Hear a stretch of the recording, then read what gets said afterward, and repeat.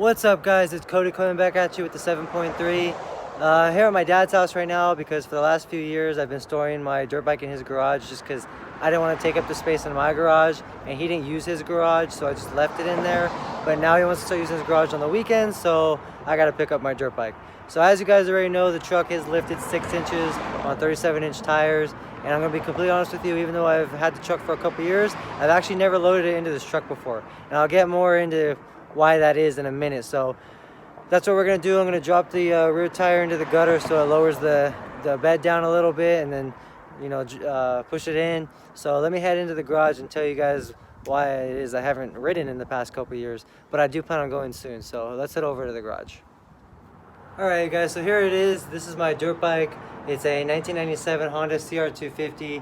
Now, I was actually 13 years old when I bought this thing. I bought it completely by myself. Since I was little, I had been like washing cars for money and selling candy at school, saved my birthday money. I was always like that. So I saved up my money. I had a 4-stroke Honda 230 at the time that was too slow for me. And whenever my dad and I went out riding, I would ride his CRF 450 whenever he wasn't riding it. So it was time for a bigger bike.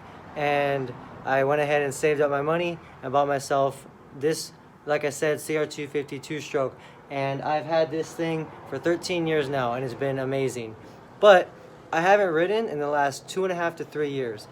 A little backstory on that: me and my dad went out riding. We actually took his 450 out and put street tires on his 450, and we were doing supermoto, asphalt track, and he broke his leg.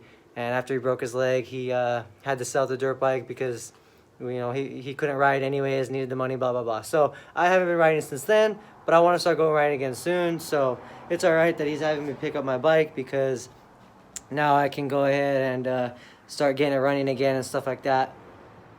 So I'm gonna go ahead and drop the truck into the street, the back tire in the gutter, and drop the tailgate and throw this thing up there real quick.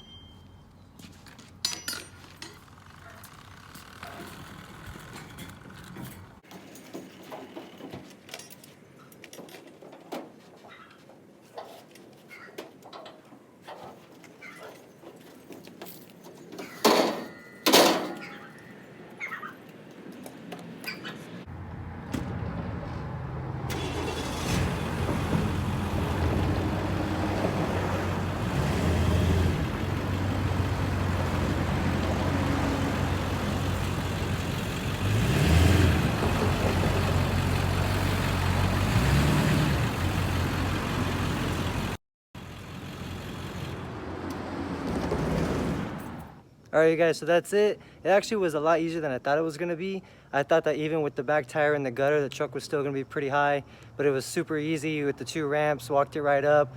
Luckily, the traffic had died down a lot when I was doing it. So there it is, loaded up. Like I said, it was super easy. I thought it was going to be much harder and much higher than that. This, of course, is one big reason why I love the 8-foot bed, why I love the long bed. Because I don't have to put that thing at an angle, and I can put 2 more dirt bikes next to it if I wanted to, 2 full-size dirt bikes. That's a huge reason for the long bed. I love that. Let's check this out. Let's see how the truck looks with this thing in there. Oh yeah, badass. Like I said, this is the first time that I've ever had the dirt bike in the back of this truck, and I wish I could keep it back there all the time, to be honest with you. It looks freaking awesome. Alright, you guys, so like I said, the bike hasn't ran in like 2.5 or 3 years, so it could need a carb clean. But to be completely honest with you, this thing has sat for a long time other times before, and with some starter fluid in the air filter, it starts up every time. I've actually never had to clean the carb on this. Even when I first bought the thing, the reason why I got it for $1,000 is because the guy said it didn't run, and he thought it was like broken or needed parts, and it's because it sat in his garage for a few years and needed the carb to be cleaned, or starter fluid in the air filter. It started up, ran it for a while. It cleaned out the jets and the carbs, and that was it. So what I'm gonna do is take this thing to my shop, my workshop, and see if I can go ahead and get it started without cleaning the carbs out. And if I can't, then I'll take it to my buddy's motorcycle shop and he'll help me clean it out for free. He has all the tools and everything and the knowledge and all that. So let's see what happens. She looks good in the back. I love it. I want to keep it there all the time. All right, you guys, we're here at the shop. So I went ahead and got a fresh gallon of gas because this is 3-year-old gas sitting in this bike. So that's the 5-gallon bucket that I use for my oil changes. I'm gonna go ahead and remove the hose from the petcock and drain all the old gas out of the bike and then throw some new fresh gas in there before I even try and start it. So let's jump up in there and get to work. I'm gonna be real honest with you guys. I don't know if it's gonna start. We'll see. Hopefully it starts. All right, you guys, we're draining the old gas, getting it out of there.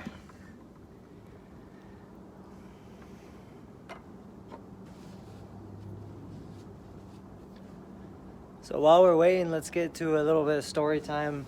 Be more specific about the accident that my dad had. So it was about 3 years ago. Like I said, he put the street tires on his 450. We went out to the supermoto track, and he was really trying to conquer this turn, and he ended up high siding, breaking his leg. And we drove all the way from Barstow to Los Angeles County to get him to the hospital, and they did surgery. They didn't do surgery for like 2 days, so that sucked for him, but he ended up having to sell his bike. He needed the money, blah, blah, blah. So that's that. That was my riding buddy my whole life growing up since I was like 3 or 4. We went on the weekend. We went almost every other weekend riding. So when he sold his bike, and I mean, that was pretty much the only person I ever went riding with. But, you know, I got some friends now that ride more often. They've been telling me, let's go, but the bike hasn't been ready. So we're gonna get this thing ready and start riding more, which means I'm gonna be able to get more. I'm gonna be able to get some riding footage for you guys to see. That'll be fun. So we're all done draining here.